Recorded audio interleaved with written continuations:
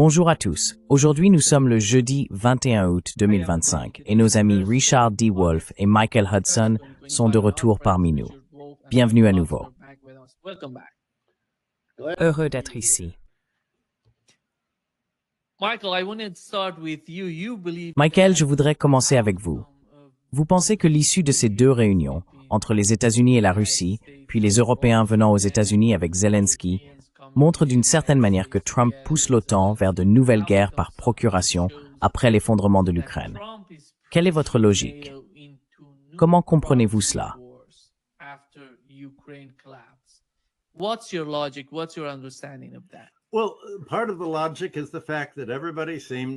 Eh bien, une partie de la logique réside dans le fait que tout le monde semblait si harmonieux à la fin des réunions à Washington.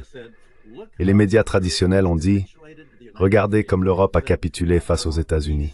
Trump a déclaré « Je veux la paix en Ukraine, la paix avec la Russie ». En gros, la position de Trump est « Oublions l'Ukraine ». La guerre en Ukraine est terminée. Nous savons ce qui va se passer. La Russie va prendre le contrôle. Il n'y a rien que Zelensky, ni que les pays européens puissent faire en fournissant des armes qui puissent empêcher la victoire de la Russie. Alors oublions cela. Bien sûr, nous soutiendrons Zelensky dans sa tentative d'envoyer ses troupes. Il a apparemment lui-même mobilisé le bataillon Azov pour aller réellement au front, se battre et être décimé. Qu'il se batte et dérange la Russie et l'Ukraine autant que possible. Russia and Ukraine as much as possible, but let's talk about what we really want. Mais parlons de ce que nous voulons vraiment. Nous détestons toujours la Russie. Je déteste la Russie autant que vous, a dit Trump. Mais nous n'allons pas battre la Russie en Ukraine. Parlons donc des endroits où nous pouvons battre la Russie. Eh bien, nous pouvons commencer à la déranger, cela a déjà été démontré. Nous pouvons la déranger dans les pays baltes. Nous pouvons saboter ses pétroliers. Nous pouvons bloquer le commerce des pétroliers russes dans la Baltique. Nous pouvons embêter la Russie en Azerbaïdjan et en Arménie. Nous pouvons construire cette route non seulement pour menacer la Russie, puisque l'Azerbaïdjan s'est déjà pratiquement détaché de la Russie, mais aussi pour menacer l'Iran, tout le soutien mutuel russo-iranien. Nous pouvons menacer la Russie en Syrie en soutenant la prise de pouvoir de Netanyahou et son alliance avec les terroristes d'Al-Qaïda, d'Al-Nosra, de la mouvance wahhabite là-bas, afin de préparer une attaque contre la Russie et l'Iran, la Russie depuis le sud. Donc nous pouvons battre la Russie en Syrie.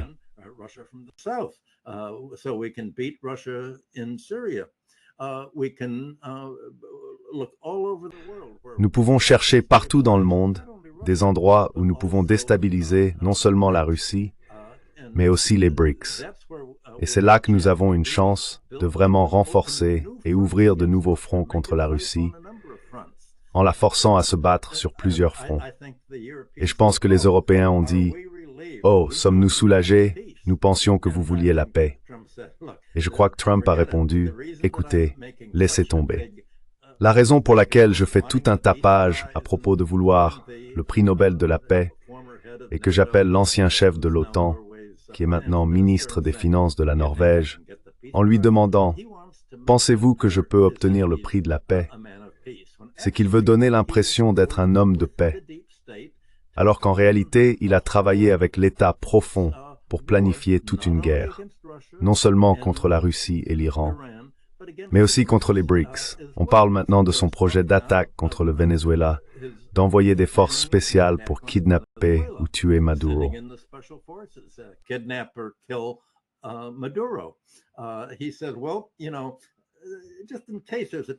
Il a dit, eh bien, vous savez, au cas où il y aurait une chance de gagner le prix Nobel de la paix, que faut-il faire pour le remporter? Il faut être comme Kissinger. Kissinger a envoyé des assaillants pour assassiner Allende et installer le gouvernement fasciste de Pinochet. Eh bien, Trump va envoyer des assaillants pour kidnapper ou assassiner Maduro et mettre en place un gouvernement de droite pro-américain et répandre cela dans toute l'Amérique latine. On voit déjà les élections boliviennes basculer vers la droite. Je pense que Trump a prévu de suivre les néoconservateurs de la CIA, de l'Agence de sécurité nationale et de l'armée à la lettre, mais il veut en quelque sorte empêcher le reste du monde de se rendre compte qu'il faut vraiment s'organiser et que cela va vraiment être une guerre. We've really got to organize, and this is really going to be a war. He's trying to. Il essaie d'émousser leur prise de conscience quant à ce qu'ils cherchent réellement à faire, et tout ce qu'il a fait est à l'opposé de ce que ferait quiconque souhaite la paix. Il essaie de préparer un dossier aussi solide que possible pour ce qu'il considère comme la bataille finale. Et par bataille finale, je pense qu'il a adopté l'argument néoconservateur selon lequel eh bien, nous sommes en train de perdre l'Empire. Nous perdons notre influence. Et dans cette optique, si notre influence doit décliner, alors plus tôt nous irons en guerre, moins cela nous coûtera. Parce que plus nous attendons avant d'entrer en guerre, plus la paix dure, plus la Chine, la Russie, l'Iran, les BRICS, la majorité mondiale vont gagner en puissance. Ce que Trump a réussi à convaincre les Européens d'accepter, c'est d'accord, nous allons abandonner l'Ukraine. Bien sûr, nous allons essayer de stabiliser l'Ukraine.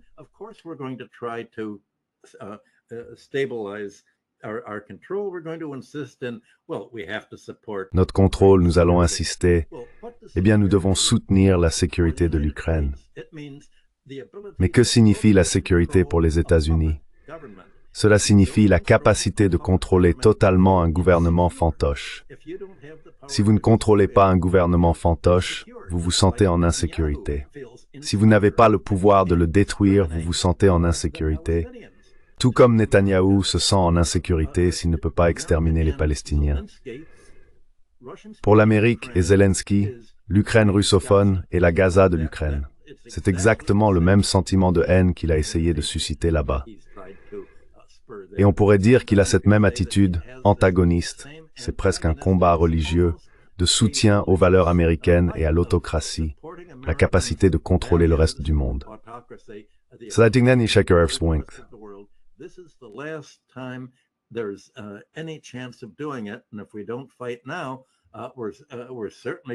Et si nous ne nous battons pas maintenant, nous perdrons certainement un combat si nous le faisons plus tard. Je pense que la Russie l'a immédiatement compris il y a 2 jours, lorsqu'elle a déclaré avoir bombardé les raffineries de pétrole et les installations d'exportation d'Odessa. Il s'agissait des installations d'exportation appartenant à l'Azerbaïdjan pour exporter le pétrole azéri vers le reste du monde. Je pense que cela représentait peut-être 25% du commerce extérieur de l'Azerbaïdjan. Donc la Russie a immédiatement réagi, et le fait qu'elle se concentre maintenant sur la lutte contre l'Azerbaïdjan, je ne sais pas ce qu'elle va faire en Syrie. Je pense que les Russes et les Américains comprennent ce qui se passe. Je ne vois aucune discussion dans les médias. Et même certains de vos invités sont optimistes en pensant que peut-être Poutine veut vraiment entrer dans l'histoire comme le prince de la paix, plutôt que comme le démon de la guerre.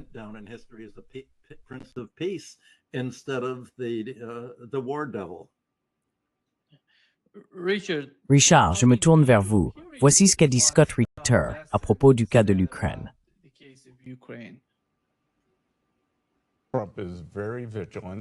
Trump est très vigilant. En ce moment, nous vendons des armes aux Européens, qui les revendent ensuite aux Ukrainiens. Et le président Trump prend une marge de 10% sur ces armes. Donc peut-être que ces 10% couvriront le coût de la couverture aérienne.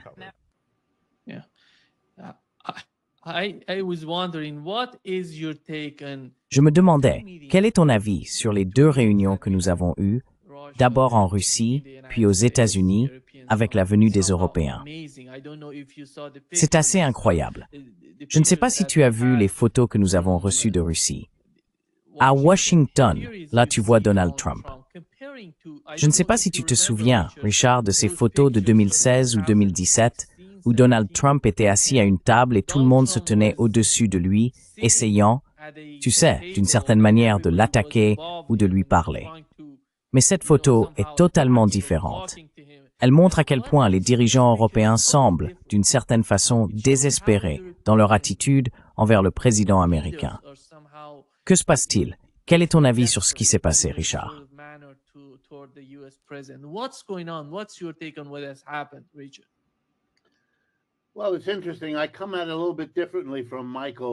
Eh bien, c'est intéressant. J'aborde la question un peu différemment de Michael, mais je soupçonne que si nous avons le temps, nous pourrons comprendre comment les deux points de vue pourraient, en fait, être compatibles. Donc, laissez-moi répondre. Je commence par Scott Ritter. Et tout ce que je peux dire, c'est que je suis sûr que sa mère est très fière de lui.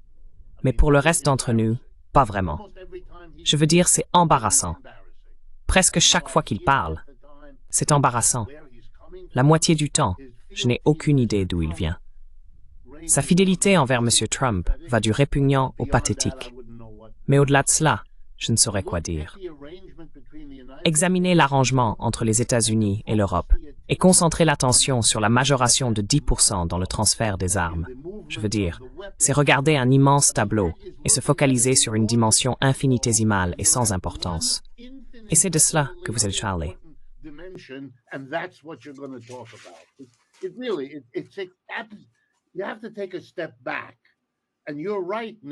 Il faut prendre du recul. Et tu as raison, Nima. Tu as raison de considérer la situation différente des Européens par rapport à M. Trump à l'époque et aujourd'hui, car c'est important aussi.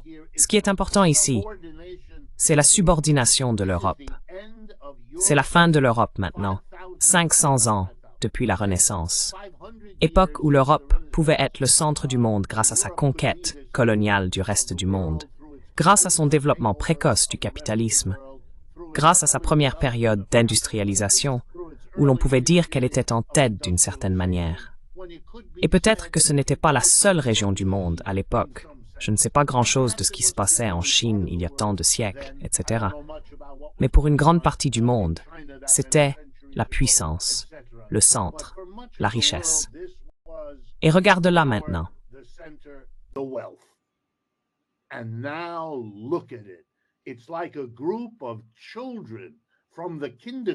C'est comme un groupe d'enfants de maternelle emmenés par leur institutrice dans le grand bâtiment de l'homme important, la Maison Blanche, où ils sont rassemblés sur des chaises pour discourir ou écouter les balivernes qui sortent de la bouche de M. Trump. Je veux dire, je sais ce qu'ils pensent secrètement de lui parce qu'ils l'ont dit dans de nombreuses interviews dans leur propre pays. Je suis certain de ses propos en France et en Allemagne. Je sais ce que des dirigeants, y compris ceux assis là, ont dit à son sujet. Et les voilà, comme des chiots. Pour moi, historiquement, c'est cela le plus important. Et je sais que nous n'aurons peut-être pas le temps d'en parler aujourd'hui. Mais si l'on regarde l'accord commercial qui a été conclu entre M. Trump, von der Leyen et les Européens, les Américains auront en gros imposé un tarif douanier uniforme de 15%, auquel tous les Européens devront en quelque sorte se soumettre.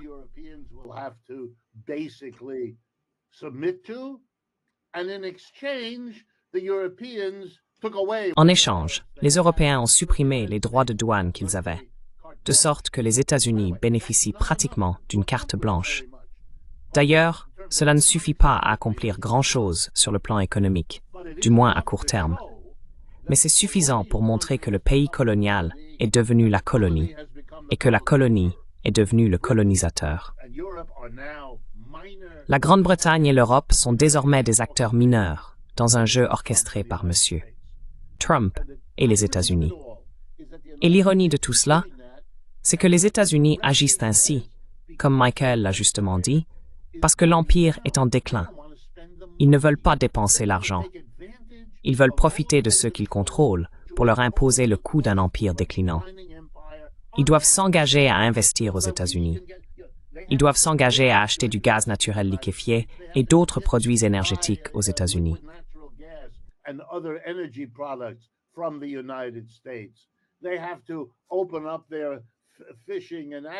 Ils doivent ouvrir leur secteur de la pêche et de l'agriculture aux produits américains, ce qui représente un secteur important, et ainsi de suite. Donc c'est formidable. Il faut faire tout cela parce que nous manquons d'argent. Et l'ironie, c'est que M. Besant, il le sait. Il a en quelque sorte compris cela. Et pour quelqu'un comme lui, c'est un accomplissement. Et la façon dont cela se manifeste, c'est qu'il se concentre sur la marge de 10%. Quoi? Vous savez, seule une personne qui compte chaque sou imposerait des contraintes là-dessus. Je trouve que dans l'histoire de l'Europe, c'est une humiliation. Et je crois, et je sais que ma conviction est en partie fondée sur l'espoir. Je le comprends. Mais bien sûr, permettez-moi de rappeler à tout le monde que c'est aussi vrai pour tous les autres. Je ne fais que l'admettre.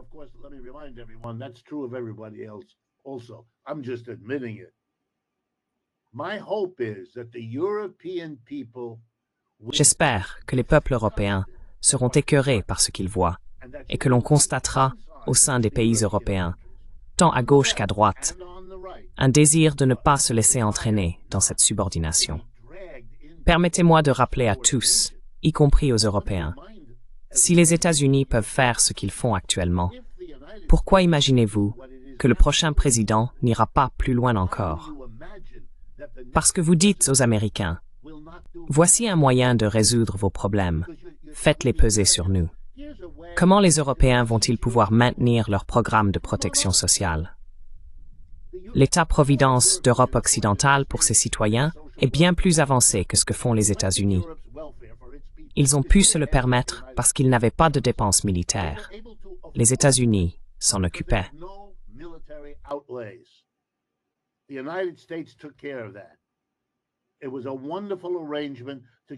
C'était un arrangement formidable pour donner un coup de pouce keynésien militaire aux États-Unis, qui en avaient besoin, puisque nous ne sommes jamais vraiment sortis de la Grande Dépression. La Seconde Guerre mondiale nous en a sortis, et le budget de la défense nous a soutenus depuis lors. Nous avons donc pris cela en charge pour l'Europe, afin qu'ils puissent utiliser l'argent qu'ils auraient dû consacrer à l'armée pour offrir à leur population des soins de santé, l'éducation gratuite et tous les autres avantages dont ils bénéficient, et que les Américains ignorent, car il serait très difficile de ne pas les accorder aux Américains s'ils en avaient connaissance. Très bien. Alors que va-t-il se passer en Europe s'ils ne reçoivent plus ces avantages, s'ils doivent payer toutes sortes de coûts, s'ils doivent faire toutes sortes d'ajustements? Ils vont réduire leur protection sociale. Ils sont déjà en train de le faire.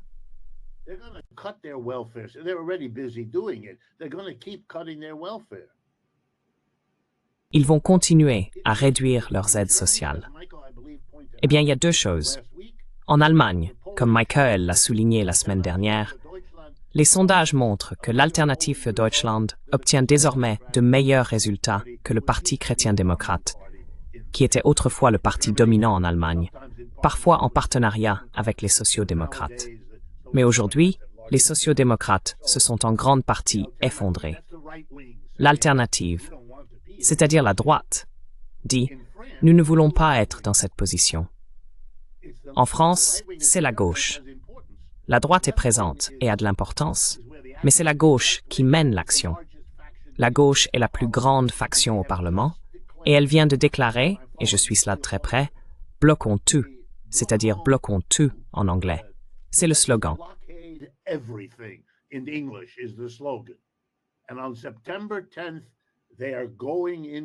Et le 10 septembre, ils vont descendre dans les rues de Paris, Lyon, Marseille, Nice, toutes les grandes villes de France, pour paralyser le pays. Et vraiment, ils l'ont déjà montré avec leurs gilets jaunes. Ils l'ont montré avec leur histoire qui remonte à la Révolution française. Il ne faut pas pousser ces gens-là trop loin, car ils ont en eux un gène qui semble manquer au reste d'entre nous.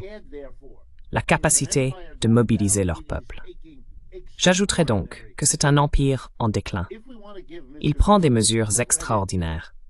Si l'on veut accorder à M. Trump le mérite d'avoir reconnu que la guerre en Ukraine, sur laquelle une somme colossale a été gaspillée pendant 3 ans, d'accord.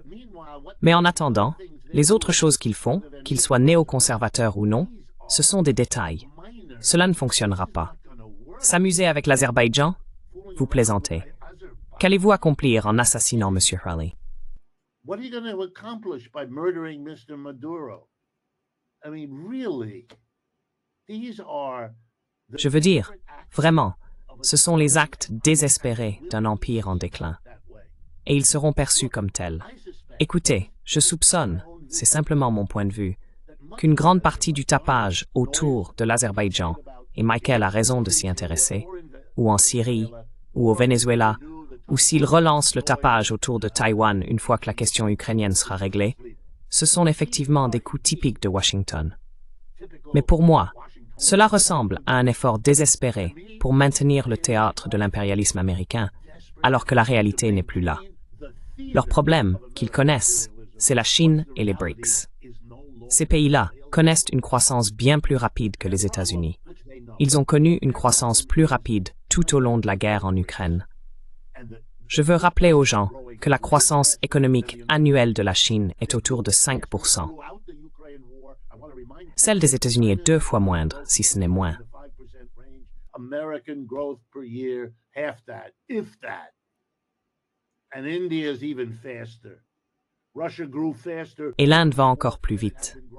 La Russie a connu une croissance plus rapide pendant la guerre qu'auparavant, plus rapide que n'importe quel pays européen, y compris les États-Unis.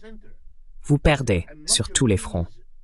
Et une grande partie de ces efforts, en fait, j'irais jusqu'à dire que la guerre en Ukraine elle-même démontre qu'ils n'en sont pas capables. Et je pense que c'est une crise pour l'Europe que nous ne mesurons pas à sa juste valeur. Toutes ces personnes assises autour du bureau que vous venez de nous montrer, celui de M. Trump dans le bureau ovale, ce sont les dirigeants qui sont nés, qui ont fait toute leur carrière comme alliés des États-Unis, des alliés subordonnés, ceux qui avaient été vaincus lors de la Seconde Guerre mondiale, qui en sont sortis ruinés, qu'ils aient été du côté des vainqueurs ou des vaincus. Ruined if they were on the losing side. The United States is the dominant and they're going to... Les États-Unis sont la puissance dominante et ils vont reconstruire l'Europe comme si tout était fini pour eux. Ce sont des gens désespérés, désespérés pour leur propre carrière, désespérés dans leur vision du monde. Ils ont misé sur le mauvais cheval et il est trop tard pour descendre. Alors ils vont continuer à le monter tant qu'il tiendra debout. Ils poursuivront la guerre en Ukraine indéfiniment s'il le faut. Regardez-les, c'est ainsi qu'ils parlent. Ils ne voient aucune défaite. La Russie avance de X kilomètres vers l'ouest, ils ne le voient pas. C'est une démonstration extraordinaire de faiblesse, et le théâtre qui l'entoure ne devrait pas masquer cela.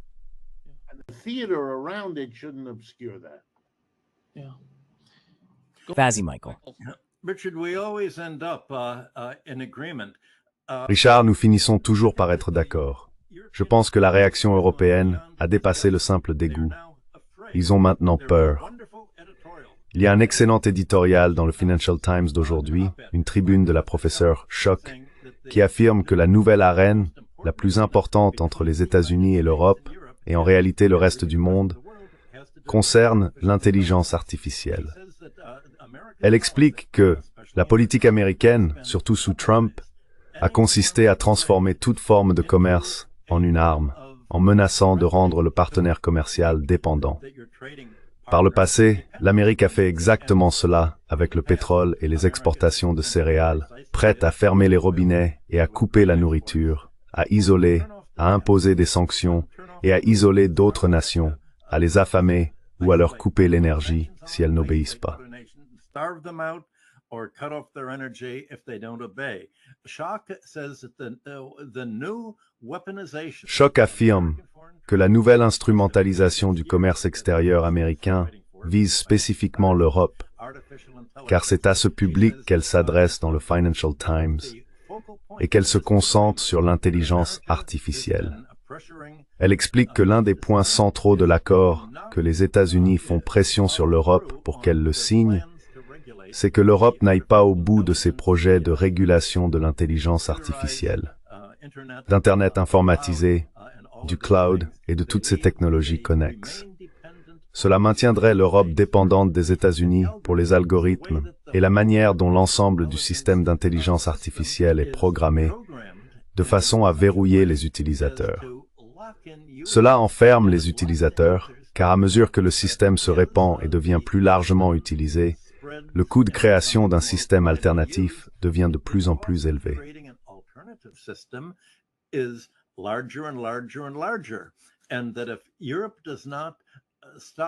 Et que si l'Europe ne parvient pas à empêcher la domination américaine de l'IA dès maintenant, et n'essaie pas d'affirmer sa propre capacité en matière d'IA de fabrication de puces et dans tous ces domaines. Basiquement, la manière dont le système d'intelligence artificielle est structuré, sa logique interne, alors elle sera enfermée dans ce système. Je ne suis pas un spécialiste en informatique, donc je ne peux pas entrer dans les détails, mais elle entre dans les détails et explique qu'en gros, les États-Unis peuvent imposer un système du type garbage in, garbage out au reste du monde. Elle ne l'appelle pas ainsi. Elle dit simplement qu'ils construisent l'algorithme de façon à refléter les valeurs et la politique américaine. Et dans ce processus, dit-elle, Trump est en train de transformer l'Amérique en autocratie, non en démocratie. Et son mode de contrôle sur l'Europe se trouve dans ce nouveau secteur en pleine croissance.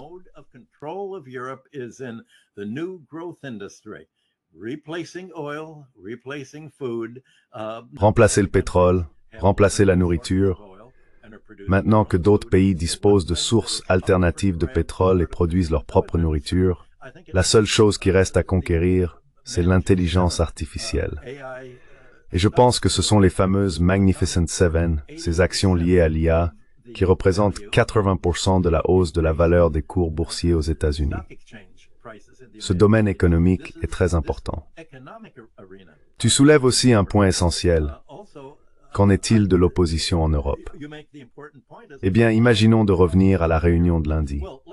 Si Trump avait vraiment voulu mettre l'Europe dans l'embarras, imagine s'il avait dit « Je sais que beaucoup d'entre vous, dirigeants, êtes issus d'élections passées, mais vous devez comprendre qu'à la prochaine élection, nous allons voir l'alternative für Deutschland remplacer Merz. »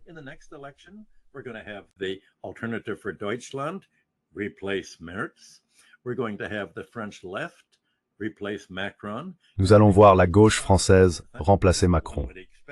Et en Angleterre, on pourrait s'attendre à ce que Starmer et le Parti travailliste en déclin soient remplacés soit par Corbyn à gauche, soit par une alliance entre Corbyn et le Parti nationaliste, le leader du Brexit, là-bas. Il aurait réuni tout le monde pour dire « Mettons-nous autour de la table et voyons ce que chacun propose ». Et ces autres groupes auraient tous dit « Nous sommes contre la guerre avec la Russie, nous sommes contre la guerre en Ukraine ». Mais Trump ne l'a pas fait, et c'est parce qu'ils auraient aussi refusé sa condition d'accepter de le suivre.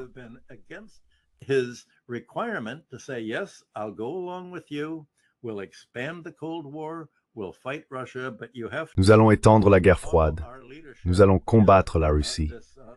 Mais vous devez suivre notre leadership dans ce secteur en pleine croissance économique, l'intelligence artificielle. Et il y a un excellent éditorial à ce sujet, qui explique qu'en militarisant la technologie, en militarisant tout domaine du commerce extérieur dans lequel les États-Unis peuvent instaurer une dépendance d'autres pays, cela révèle une politique visant à empêcher ces pays de créer une alternative. Et c'est ainsi que l'Amérique définit la sécurité. La sécurité, c'est empêcher les autres pays d'avoir une alternative. Alors ils peuvent se sentir en sécurité. Voilà ce qu'ils entendent par sécurité pour l'Ukraine.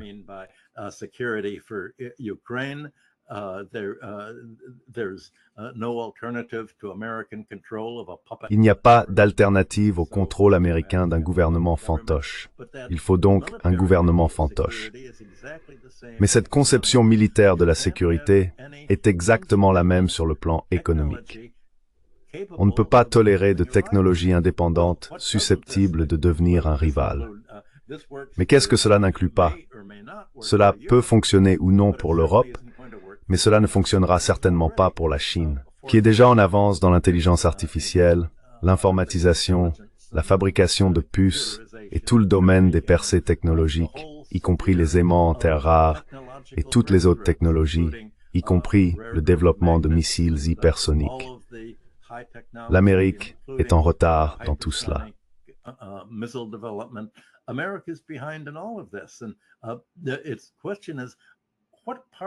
Et la question est, quelle partie du monde avons-nous le pouvoir d'empêcher d'avoir une alternative? Les États-Unis essayent de verrouiller l'Europe, et après l'Europe aujourd'hui, demain, les BRICS, et cela signifie le monde entier. Donc tout cela, je pense, l'Amérique a dit à l'Europe, ne vous inquiétez pas, nous le ferons ensemble, mais ensemble sous l'hégémonie américaine. Et ce ensemble sera orienté vers la tentative d'établir une masse critique d'intelligence artificielle. Une manière de programmer qui cherchera à détacher d'autres pays, les pays du Sud global, d'autres pays des BRICS, de la Chine et de leur propre système d'IA indépendant que l'Europe vraisemblablement devrait finalement adopter.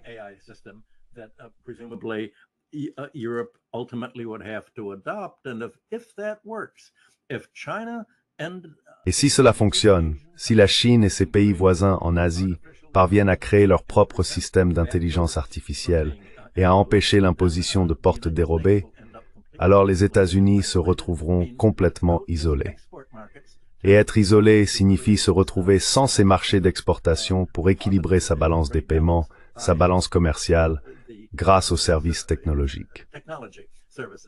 On peut déjà le constater dans la lutte autour d'Intel et dans la tentative d'empêcher, je cherche le nom de l'entreprise américaine de puces, Nvidia, d'exporter davantage vers la Chine.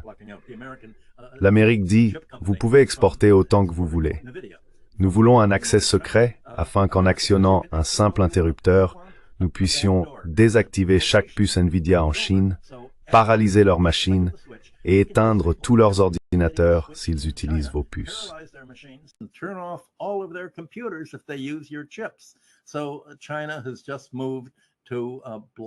La Chine vient donc de prendre des mesures pour bloquer l'exportation de puces Nvidia jusqu'à ce qu'elle puisse s'assurer qu'il n'y a aucune porte dérobée. Mais comment faire? Il faut tellement de temps pour passer en revue les millions de commandes intégrées dans la puce. Alors comment être certain qu'ils n'y ont pas intégré un géolocalisateur ou un interrupteur qui leur permettrait de paralyser la Chine? Un peu comme l'Allemagne avait saboté les raffineries dans les centrifugeuses iraniennes et les avait toutes fait exploser en y installant un contrôle secret. C'est exactement ce que l'Amérique veut faire avec l'IA pour le reste du monde. Et cela devient tellement évident qu'elle insiste là-dessus. Elle a aussi exigé cela pour la Grande-Bretagne et pour l'Europe continentale. C'est le terrain le plus immédiat de la lutte parallèle à la rivalité et aux combats militaires en cours.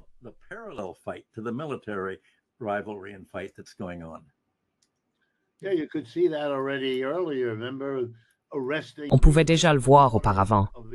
Rappelez-vous l'arrestation de la fille du gentleman chinois, le PDG de Huawei, lorsqu'elle était au Canada, et le fait d'avoir forcé les Canadiens à l'arrêter.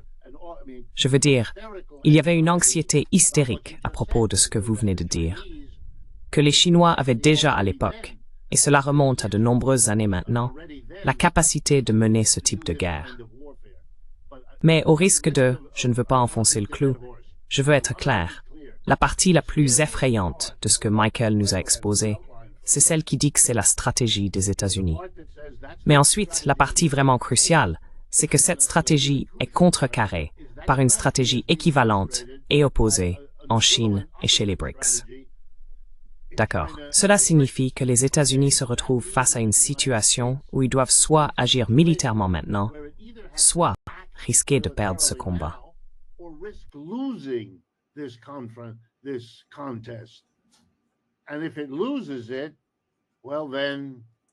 Et si elle perd, eh bien, alors la partie est terminée et l'armée ne résoudra pas votre problème. Mais il pourrait essayer. Et vous savez, l'ironie, c'est que cela donne alors à la gauche américaine son ouverture. Voici ce qui se passe. La gauche américaine devient un mouvement, ce n'est évidemment pas encore le cas, loin de là, mais elle devient un mouvement qui affirme que la meilleure chose pour les États-Unis n'est pas une confrontation avec la Chine, car cela nous coûte trop cher en termes de perte de qualité de vie dans ce pays, étant donné le risque que nous allons perdre, que la Chine est tout simplement trop grande. Et avec les BRICS, c'est ridicule à quel point ils sont plus grands. Et cette grandeur va au final nous submerger. Par conséquent, arrêtons maintenant. Changeons de politique. Trouvons un accord de coexistence avec la Chine comme alternative à la confrontation.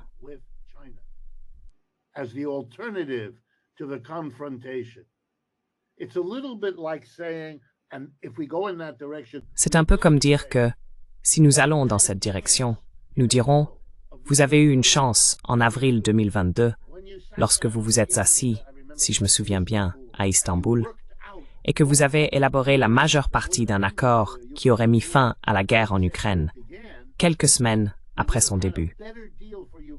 Vous auriez obtenu un accord bien meilleur pour l'Ukraine, bien meilleur que ce que vous allez obtenir maintenant. Vous l'avez perdu.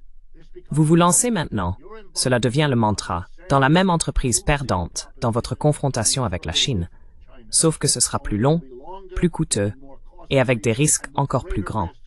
Tirez les leçons de l'Ukraine. Ne recommencez pas. Actuellement, aux États-Unis, cette position rallierait un nombre énorme de personnes, de gauche, de droite et du centre.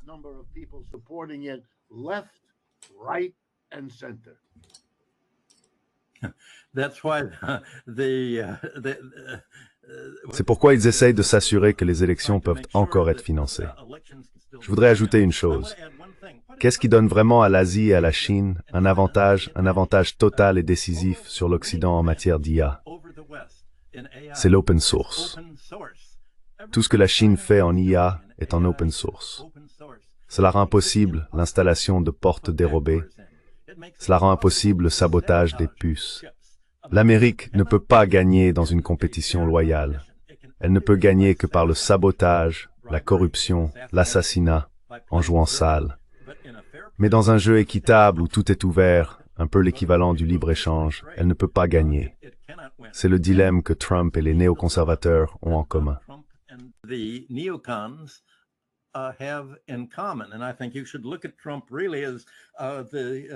je pense qu'il faut vraiment considérer Trump comme le chef de file des néoconservateurs dans tout cela, car il est prêt à faire explicitement ce que les autres néoconservateurs n'auraient jamais imaginé pouvoir se permettre. Trump est capable de jouer la carte chrétienne en disant que Dieu lui dit de faire tout cela, qu'il a trouvé la religion, et il parle de ce qu'il doit faire pour aller au paradis. Je ne pense pas qu'aucun des néoconservateurs qui n'était pas ce genre de chrétien aurait jamais imaginé que cela puisse être une stratégie gagnante pour rallier MAGA derrière eux. Mais derrière tout cela, il y a l'idée que le but de toute cette supercherie est d'empêcher l'open source, d'empêcher le libre-échange et d'empêcher les autres pays de faire un choix.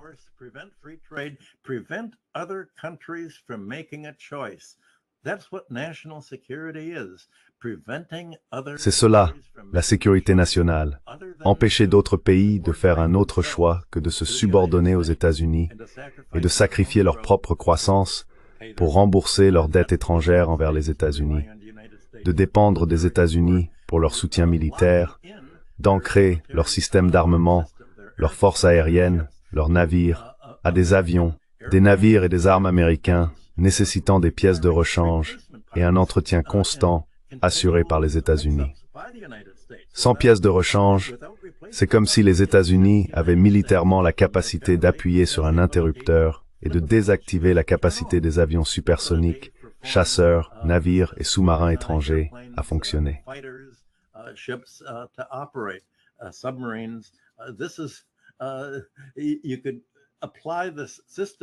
On pourrait appliquer ce système de comment désactiver et neutraliser d'autres pays à tous les domaines. La majorité mondiale se demande comment pouvons-nous fournir des moyens technologiques pour améliorer le niveau de vie du reste du monde.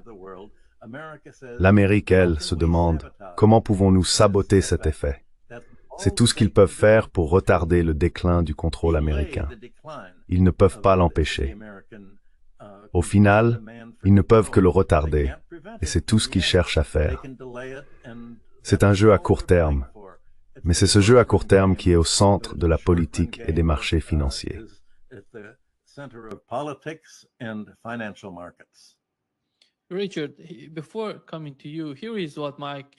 Richard, avant de vous donner la parole, voici ce qu'a dit Scott Bessent au sujet de la nature des liens économiques entre la Russie, la Chine et l'Inde, et de la dépendance qu'ils ont développée pendant la guerre en Ukraine. Trump is very vigilant. Right now, we are history though, Becky, and China. Cependant, Becky, historiquement, le fait que la Chine importe du pétrole russe est sous-optimal. Mais si l'on remonte avant 2022, avant l'invasion, 13% du pétrole de la Chine provenait déjà de Russie. Aujourd'hui, c'est 16%. Donc la Chine dispose d'un approvisionnement diversifié pour son pétrole. Si l'on regarde maintenant, je crois que l'Inde recevait moins de 1% de son pétrole de Russie, et aujourd'hui, je crois que ce chiffre est monté à 42%. Donc l'Inde profite simplement de la situation, où elle revend simplement ce pétrole.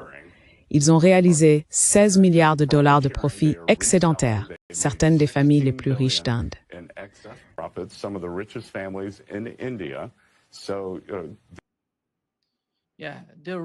Donc oui, ils revendent. À qui?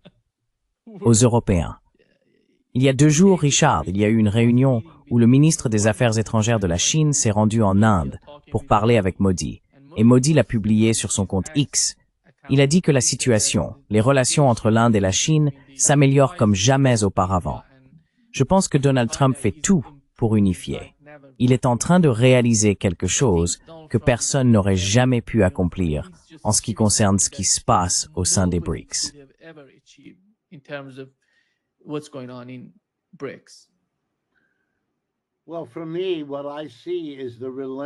Eh bien, pour moi, ce que je vois, c'est la marche implacable du déclin de l'Empire américain. Il est dans l'intérêt de l'Inde d'obtenir du pétrole à prix réduit, parce que les Russes leur offrent un très bon tarif. Ils ne font que des affaires. Les Russes ne peuvent plus vendre leur pétrole et leur gaz en Europe. C'était une décision européenne et américaine. Fermer le marché, mettre la Russie à genoux en la privant de ses marchés d'exportation. Les Russes se sont tournés vers les Indiens, avec qui ils entretenaient déjà de longues relations commerciales et militaires, et leur ont proposé un prix incroyable. Et bien sûr, les Indiens, qu'est-ce que vous voulez qu'ils fassent?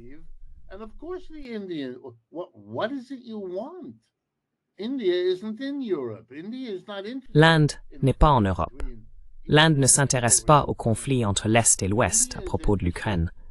L'Inde s'intéresse au développement de son économie, qui est la principale exigence de la population envers le gouvernement. Et obtenir de l'énergie bon marché de la Russie est un moyen d'y parvenir. Je me souviens avoir écouté le très compétent ministre des Affaires étrangères indien, il était vraiment très bon, regarder avec incrédulité le journaliste qui lui demandait « Pourquoi l'Inde achète-t-elle du pétrole à la Russie ?» Il a répondu « Vous connaissez la réponse. Pourquoi l'Allemagne a-t-elle acheté du pétrole à la Russie? Pourquoi l'Europe en a-t-elle acheté? Que nous demandez-vous?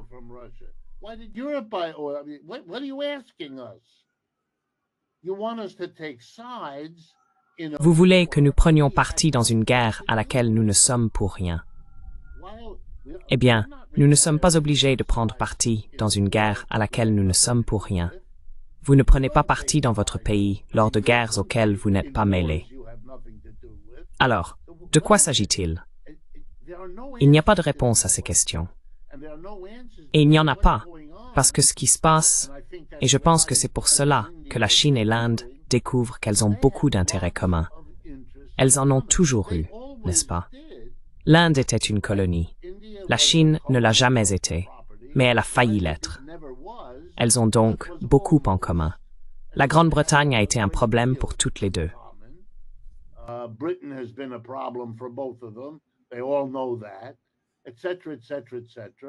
Ils savent tout cela, etc., etc., etc. Et ils savent tous qu'ils seraient mieux lotis s'ils étaient moins dépendants de l'Occident et plus dépendants des autres, comme les uns des autres. Bien sûr, ils devraient augmenter les exportations et les importations entre eux. Ce sont les 2 plus grands pays de la planète. Ils représentent des marchés attractifs l'un pour l'autre. Ils devraient développer leur pays de manière coordonnée, car cela signifierait une croissance plus rapide pour les deux, plutôt que de s'orienter vers l'Occident qui impose ses intérêts à leurs échanges. Et soit dit en passant, ils le savent, ils en parlent, ils en sont conscients. Des économistes que je connais à l'université de New Delhi débattent de ce sujet.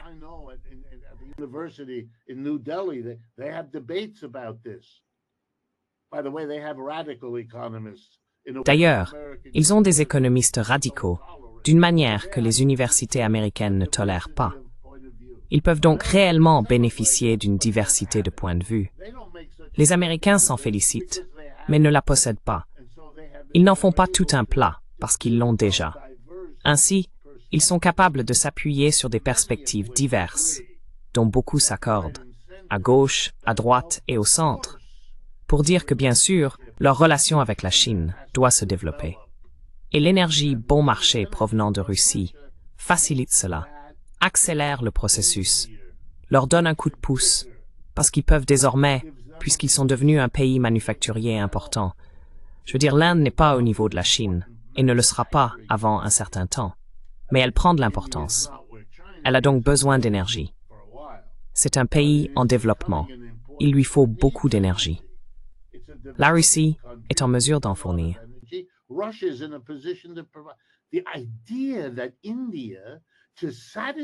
L'idée que l'Inde, pour satisfaire la Grande-Bretagne et l'Occident, sacrifierait sa propre croissance et son développement est absurde.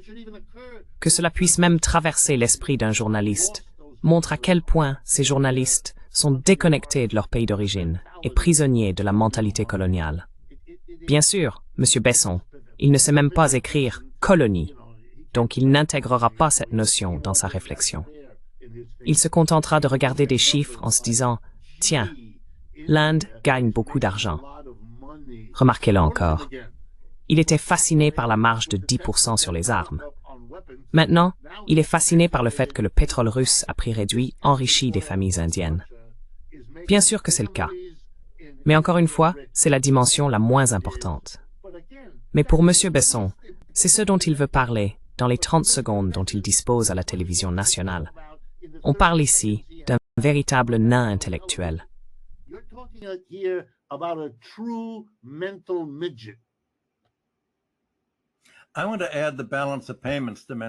Je voudrais ajouter la dimension de la balance des paiements à ce commerce indo-russe. Vous avez souligné que des familles s'enrichissent parce que le pétrole russe est moins cher pour l'Inde que le pétrole étranger. Mais l'aspect le plus important, c'est que les paiements sont libellés dans leur propre monnaie. Le résultat, c'est que la Russie a accumulé un très grand volume de roupies indiennes, probablement plus qu'elle n'en a besoin. Mais elle accepte tout de même cette situation afin d'établir le principe d'échanger dans leur propre monnaie plutôt qu'en dollars. Eh bien, cela s'est répandu dans le monde entier.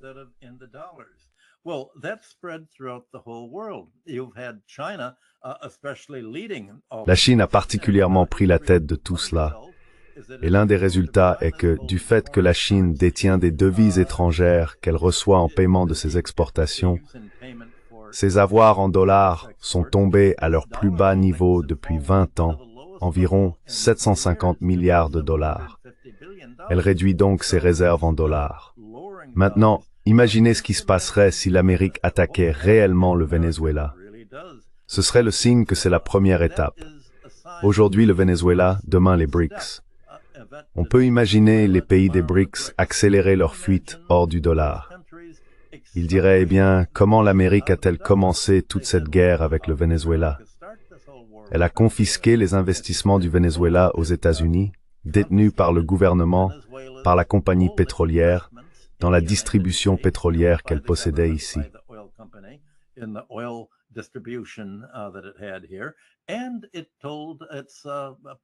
Et il a ordonné à sa marionnette, la Grande-Bretagne, la Banque d'Angleterre, de confisquer l'or du Venezuela et de le remettre à M. Guaido, que l'Amérique avait désigné comme président.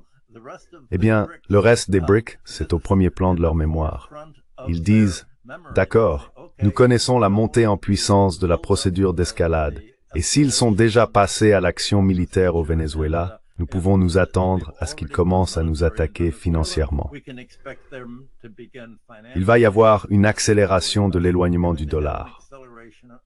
Eh bien, Trump s'en réjouit parce qu'il pense qu'une baisse de la valeur du dollar va aider à la réindustrialisation américaine. Mais ce ne sera pas le cas. Mais je pense que c'est fondamentalement la clé de tout cela. Et à ce propos, je voudrais souligner, puisque nous parlons de la balance des paiements, sujet sur lequel je finis toujours par revenir.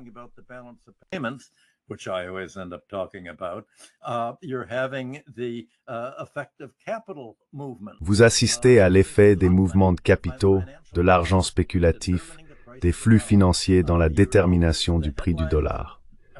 Tous les jours, les gros titres de la presse financière américaine annoncent que Trump veut limoger le président de la Réserve fédérale pour forcer la Fed à baisser les taux d'intérêt. Eh bien, CNBC a annoncé mardi quelque chose de très intéressant. Trump a investi 100 millions de dollars de son propre argent dans l'achat d'obligations municipales et d'obligations d'entreprise. Il a acheté ces obligations qui offrent des taux d'intérêt assez élevés. Et s'il parvient à remplacer le patron de la Fed ou à le contraindre à baisser les taux d'intérêt, cela va générer un énorme gain en capital pour Trump. Cela pourrait faire passer ces 100 millions à 200 millions de dollars. Ainsi, Trump met sa fortune personnelle au service de cette manipulation de la politique étrangère américaine. Et vous pouvez croire que pour lui, avec sa vision à court terme, sa fortune personnelle passe avant la stratégie américaine.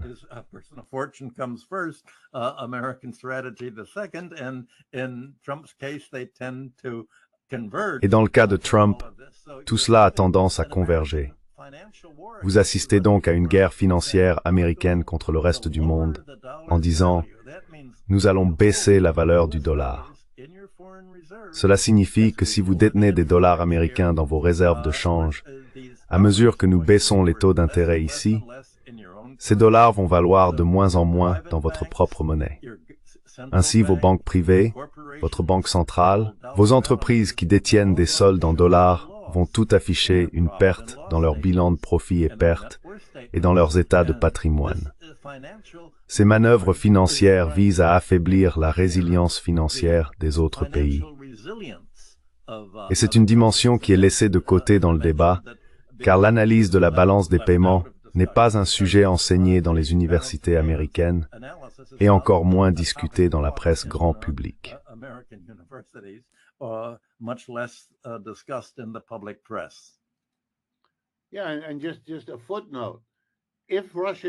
Oui, et juste une note en passant.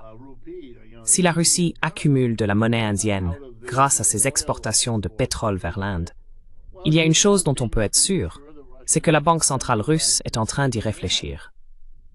Il serait intéressant d'utiliser ces roupies pour stimuler la production en Inde de biens que la Russie devrait autrement produire elle-même, ou pire encore, qu'elle devrait importer d'Europe occidentale ou des États-Unis. Elle n'en aura pas besoin. Elle pourra s'appuyer sur l'Inde. En d'autres termes, cela permet aux BRICS de s'entraider en ouvrant les canaux de circulation monétaire entre eux. Ainsi, les roupies vont en Russie pour le pétrole, puis de la Russie retournent en Inde pour des exportations. Ou peut-être pas.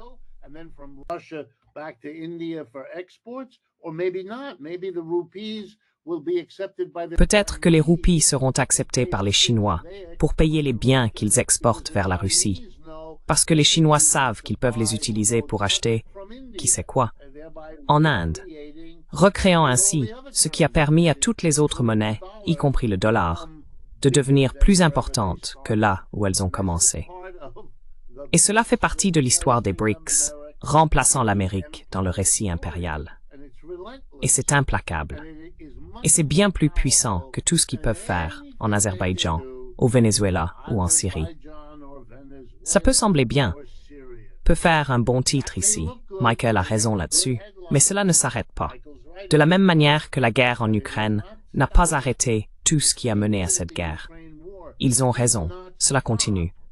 La guerre a commencé, la guerre s'est développée, et maintenant, la guerre se termine. Et les autres processus dont nous avons parlé, ils continuent leur chemin. Formidable, Richard. Maintenant, ils peuvent nous traiter de marionnettes de Modi. Oui, cela fonctionnerait.